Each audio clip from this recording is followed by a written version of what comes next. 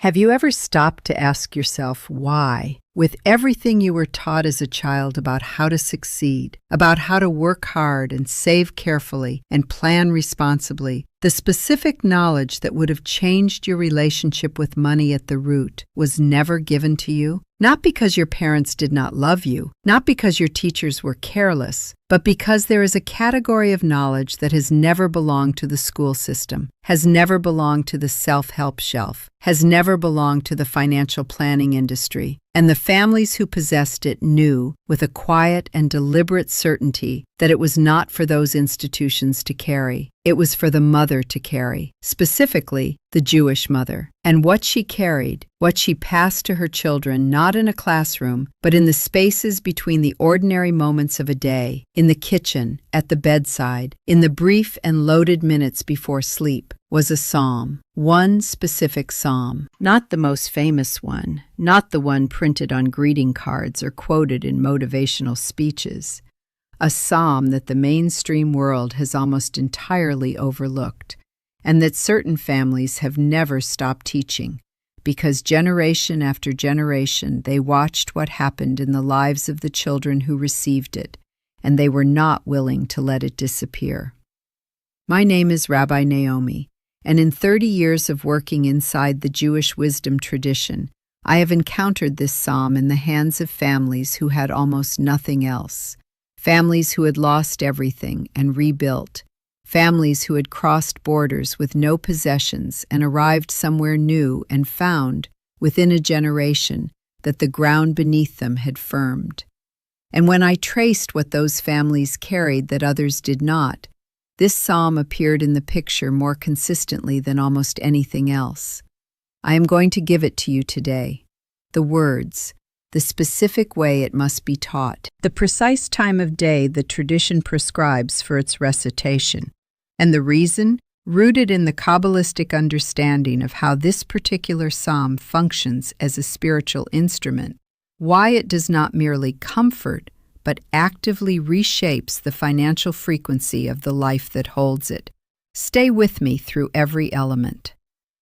The fourth instruction I will give you, about what must be said immediately after the psalm ends, is the piece that most people have never heard, even people who have known this psalm their whole lives.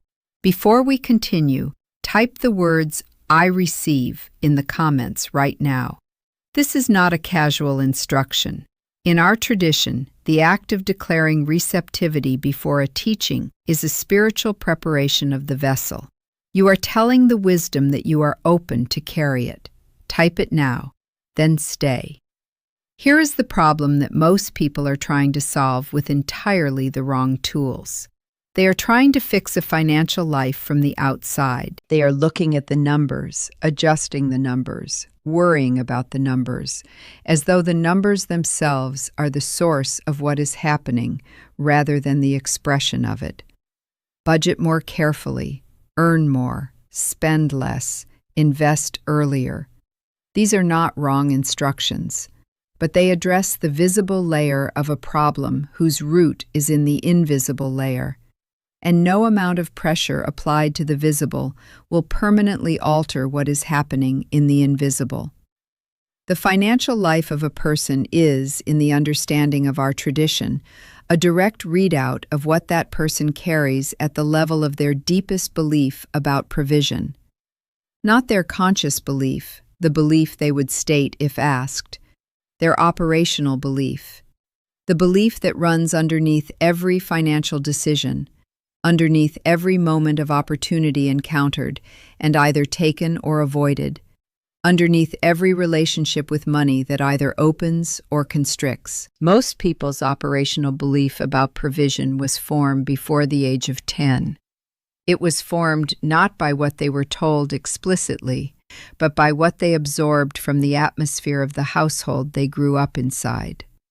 The anxiety they felt in the air when money was discussed, the way their parents' shoulders changed shape when a bill arrived, the specific silence that fell over the table at the end of a difficult month. These absorbed experiences become, in the language of the Kabbalistic tradition, a tselem, an inner image, a spiritual template, of what financial life is. And every adult experience of money is interpreted through that template. You can change your habits, your strategies, your income, and the template will find a way to reproduce the same essential feeling. Because the template is not in the habits, it is in the foundation. And the only thing that reaches the foundation is something that was designed to operate at that depth. This is what the psalm does. This is why the mothers taught it, not as comfort, as reconstruction. A man came to me 3 years ago. He was 47 years old, a civil engineer, precise, analytical, the kind of person who approaches every problem as a system to be diagnosed and corrected. He had done everything correctly by every measurable standard. He had a good income. He saved consistently. He had read the serious books on wealth building and applied their principles with the discipline you would expect from someone trained to build structures that do not fall. And yet he had arrived at 47 with a persistent, specific, entirely irrational feeling that it was all about to collapse. Not evidence of collapse, feeling of it. Every time his financial position improved, within weeks the anxiety would intensify rather than ease. Every unexpected positive development was immediately met with an internal voice that said, "This will not last." He had been to therapy. He understood intellectually where the feeling came from. His father had lost a business when this man was 8 years old, and the 2 years that followed had been genuinely frightening for the family. He understood the origin. Understanding the origin had not changed the feeling. It had not changed the operational template. He came to me not expecting spiritual guidance. He came because someone he respected had told him to come, and he arrived with the polite skepticism of someone who has already tried the rational approaches and has run out of rational roads. I gave him this psalm. I gave him the specific instructions I am about to give you. I asked him to do one thing: follow the instructions precisely for 30 days, without analysis and without assessment. Just do it. He is an engineer. He understood the value of running a controlled test. He ran the test. He came back to me 31 days later. He said, "I cannot explain what has changed. The circumstances are almost identical. My income is the same, my savings are the same, but the feeling is different.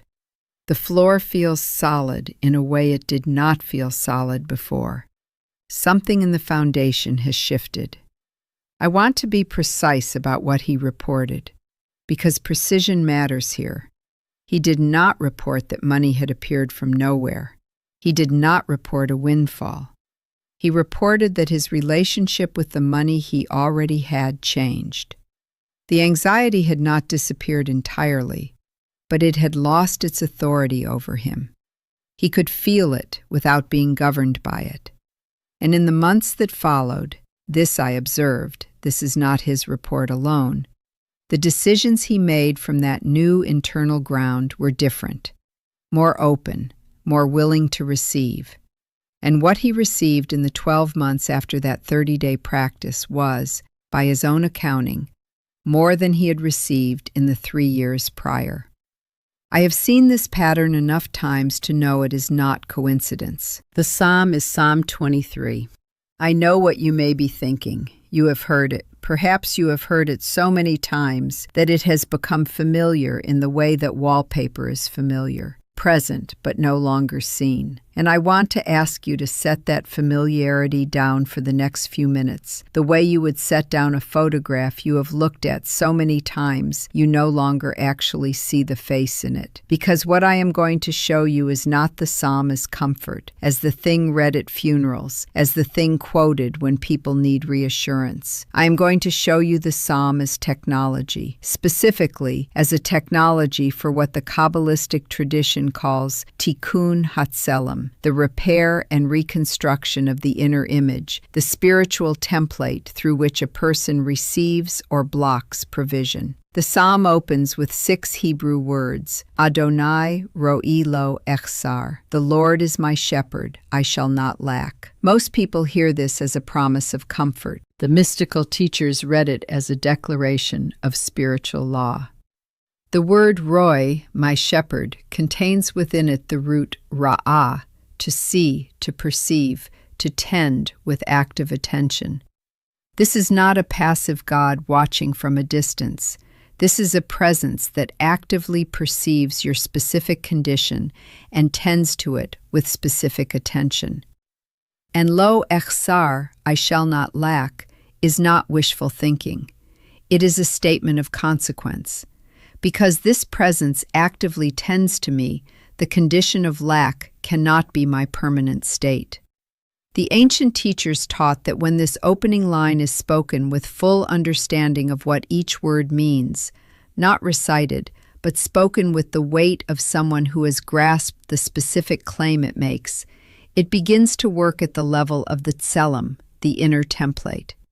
It begins to replace the operational belief of scarcity with an operational belief of tended provision. Not instantly, not in one recitation, but consistently, cumulatively, over the 30 days the tradition recommends for the restructuring of a deeply embedded pattern. This is why the mothers taught it before sleep. The hours of sleep, as I have taught before, are the hours when the soul is most receptive, most open to what is placed inside it. The template is most accessible for reconstruction in those hours. And the specific instruction is this: the psalm is not to be read. It is to be spoken aloud in a low voice, slowly enough that each phrase lands before the next one arrives. 1 breath per verse. You are not rushing toward the end. You are inhabiting each line as a statement of present reality, not future hope, present reality. The Lord is my shepherd, present tense, right now.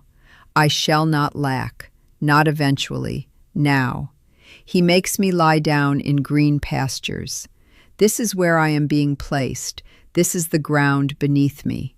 Every verse spoken this way is a brick in the reconstruction of the foundation. The second instruction concerns the specific time.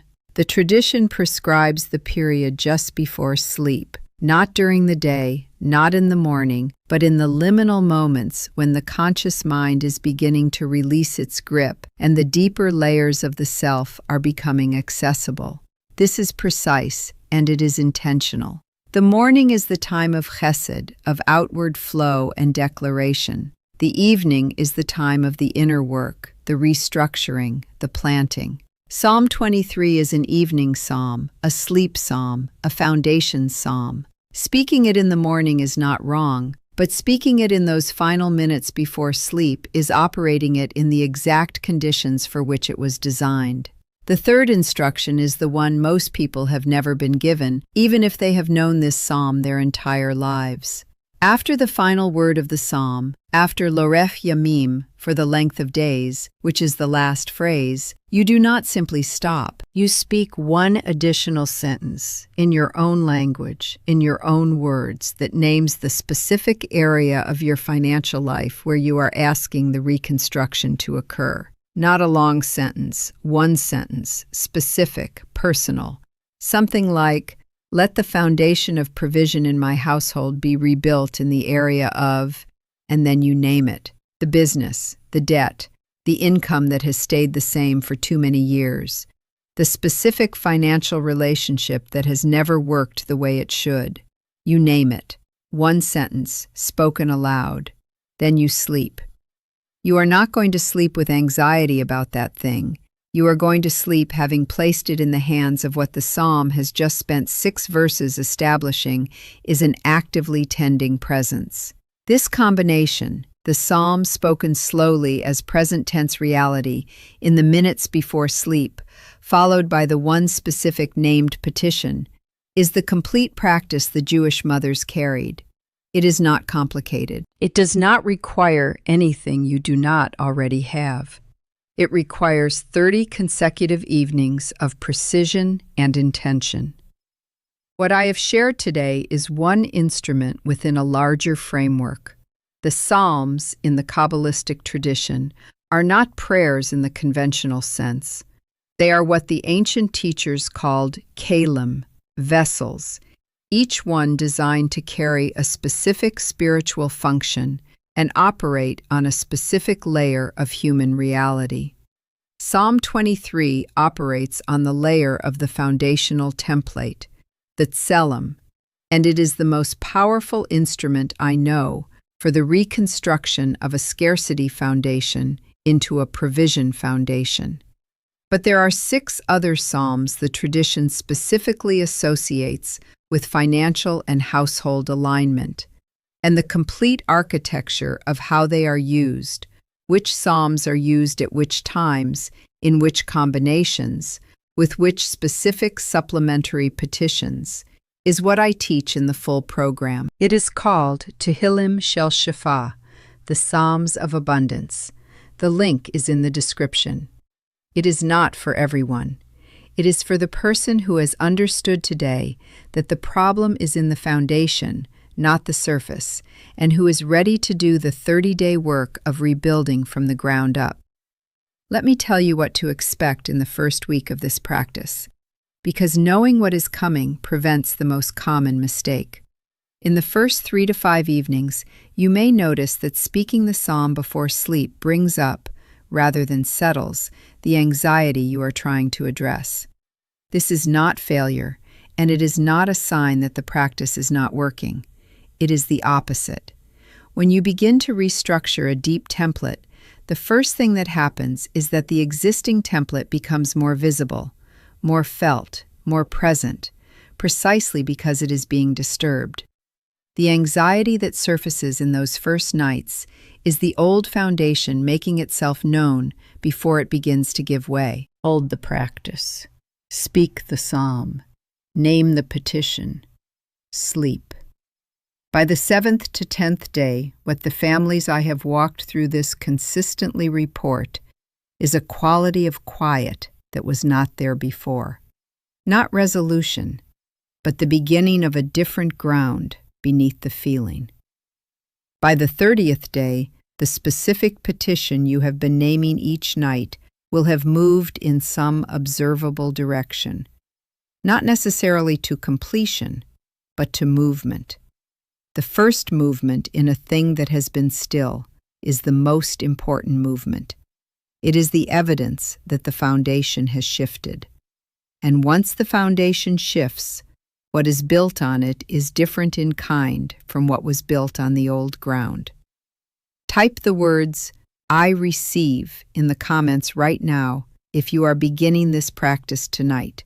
Not tomorrow, tonight, before you sleep.